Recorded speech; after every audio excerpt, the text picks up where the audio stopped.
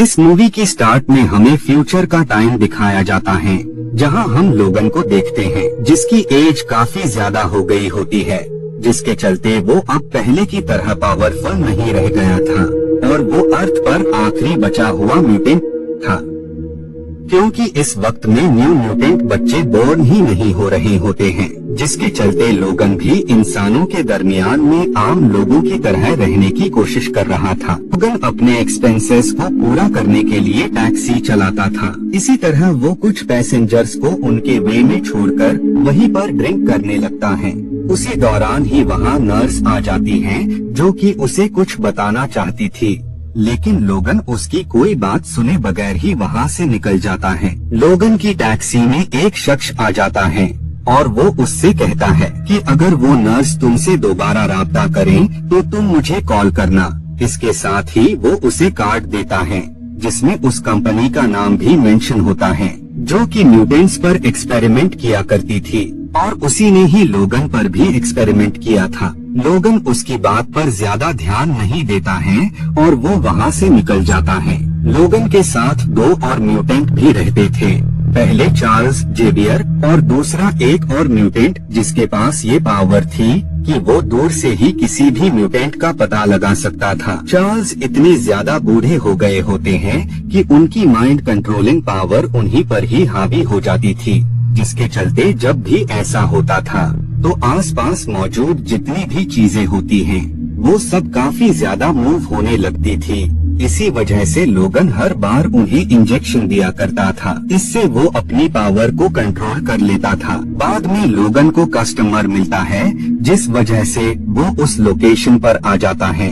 दरअसल वो रिक्वेस्ट किसी और ने नहीं बल्कि उसी नर्स ने सेंड की होती है, क्योंकि वो लोगन से दोबारा से राब्ता करना चाहती थी। वो उसे बताती है कि वो उसकी बेटी को यहाँ से काफी ज्यादा दूर ले जाना चाहती है, क्योंकि उसकी बच्ची की जान खतरे में है और इसके लिए वो लोगन को काफी सारे पैसे पे करने के लिए भी रेडी है। अब क्योंकि लोगन को पैसे की सख्त जरूरत होती है, इसीलिए वो उन्हें उस लोकेशन में ले जाने के लिए रेडी हो जाता है और वो उन्हें नेक्स्ट मॉर्निंग रेडी रहने का कहता है। नेक्स्ट मॉर्निंग जब लोगन वहाँ पर आता है तो वहाँ पर उसे नर्स की डेड बॉडी मिलती है, इसीलिए वो वापस अपने घर पर आ जाता है, क्योंकि वो किसी भी तरह के मामले में नहीं पड़ना चाहता था। उसी दौरान ही वहाँ वो शख्स आ जाता है जिसने लोगन को कार्ड दिया होता है। वो शख्स लोगन को बताता है कि मैंने तुमसे कहा था कि अगर नर्स तुमसे दोबारा राब्ता करने की कोशिश करें तो तुम मुझे जरूर इन्फॉर्म करना,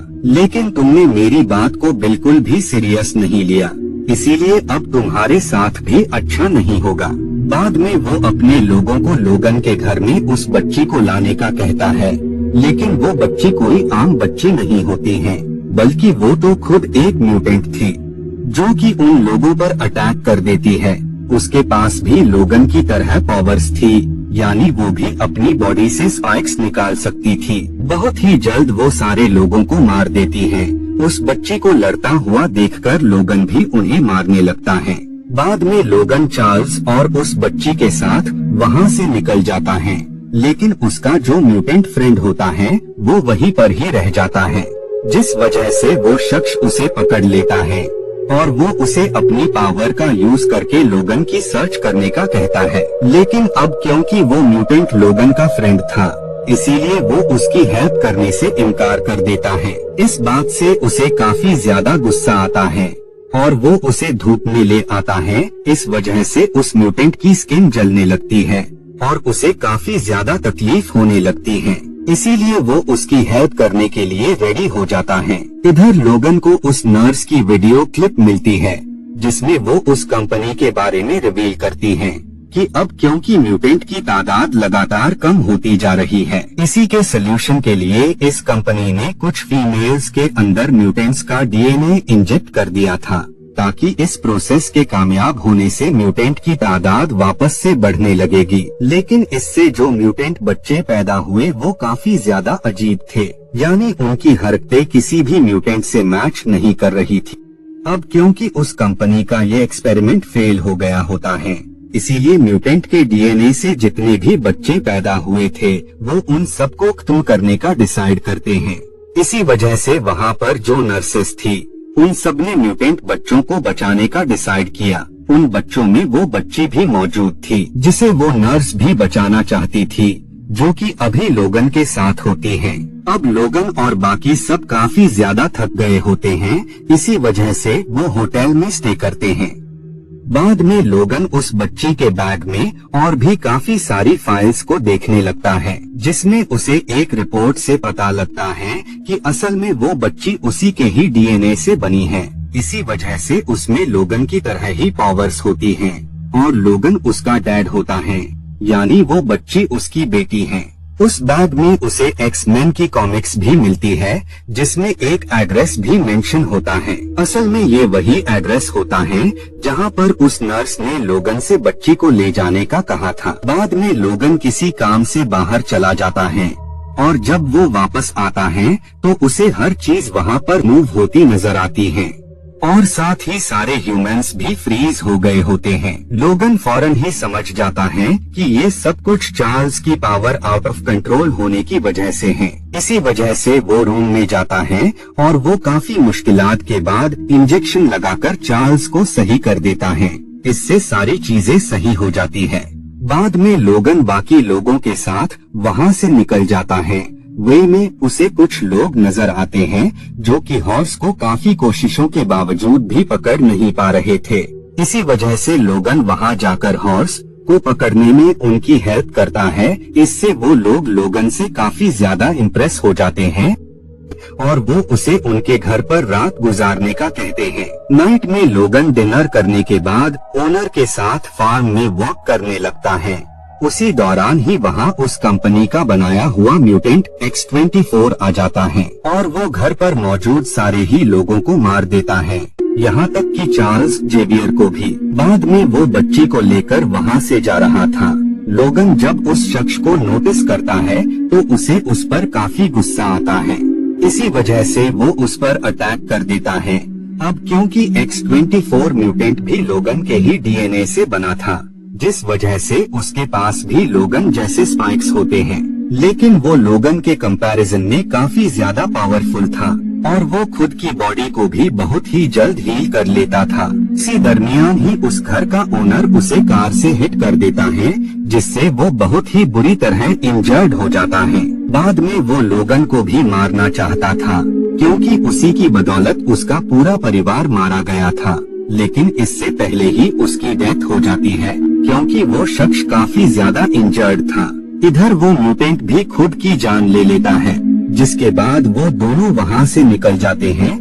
बाद में लोगन चार्ल्स जेवियर को दफन कर देता है और अब ये दोनों उस प्लेस की तरफ चलने लगते हैं जहाँ पर नर्स ने लोगन को जाने के लिए कहा होता है। अब क्योंकि लोगन काफी ज्यादा इंजर्ड होता है, जिस वजह से वो बेहोश होने लगता है, लेकिन इन सब के बावजूद भी लोगन किसी तरह बच्ची को उस लोकेशन पर पहुंचा देता है।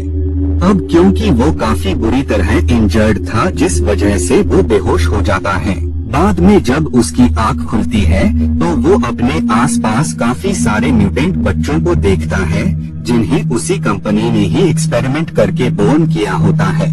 वो बच्चे लोगन को मेडिसिन दे रहे होते हैं, जिससे लोगन पहले की तरह काफी ज्यादा स्ट्रॉन्ग हो सकता था, लेकिन लोगन मेडिसिन को लेने से इनकार कर देता है। बाद में बच्चे उसे बताते हैं कि वो माउंटेन के दूसरी तरफ कनाडा जाने वाले हैं, क्योंकि इससे वो खुद की जान बचा सकते हैं, क्योंकि दोनों ही कंट्रीज के रूल्स एंड रेगुलेशंस अलग अलग हैं। नेक्स्ट डे जब लोगन की आंख खुलती है तो उसे वहाँ पर कोई भी नजर नहीं आता है। दूरबीन से देखने पर उसे कंपनी के काफी सारे लोग नजर आते हैं, इसीलिए वो सीरम को खुद की बॉडी में इंजेक्ट कर लेता है। इससे वो बेहद ही ताकतवर हो जाता है और वो उन लोगों को मारने लगता है। बाद में वहाँ पर कंपनी का ओनर भी आ जाता है, जो कि उसे बताता है कि जब लोगन पर उसके डैड एक्सपेरिमेंट कर रहे थे तो लोगन वहाँ से भाग गया था, लेकिन जाने से पहले उसने जिस शख्स पर अटैक किया था वो कोई और नहीं बल्कि उसी के ही डैड थे। इसी वजह से वो लोगन और बाकी म्यूटेंट बच्चों को खत्म करना चाहता था, लेकिन इससे पहले कि वो ऐसा कुछ कर पाता उससे पहले ही लोगन उसे मार देता है। इससे बाकी म्यूटेंट में भी कॉन्फिडेंस आ जाता है और वो कंपनी के लोगों पर अटैक करके उन्हें खत्म करने लगते हैं। उसी दौरान ही म्यूटेंट X-24 वहाँ पर आकर लोगन पर अटैक कर देता है, जिस वजह से उन लोगों के दरमियान फाइट स्टार्ट हो जाती है, लेकिन बाद में वो बच्ची उसे मार देती है। लोगन इस लड़ाई में काफी ज्यादा इंजर्ड हो गया था, जिस वजह से उसकी डेथ हो जाती है। सारे म्यूटेंट्स इससे काफी ज्यादा सैड होते हैं। बाद में वो लोगन को जमीन में दफन कर देते हैं। और इसी के साथ ये मूवी यहीं पर एंड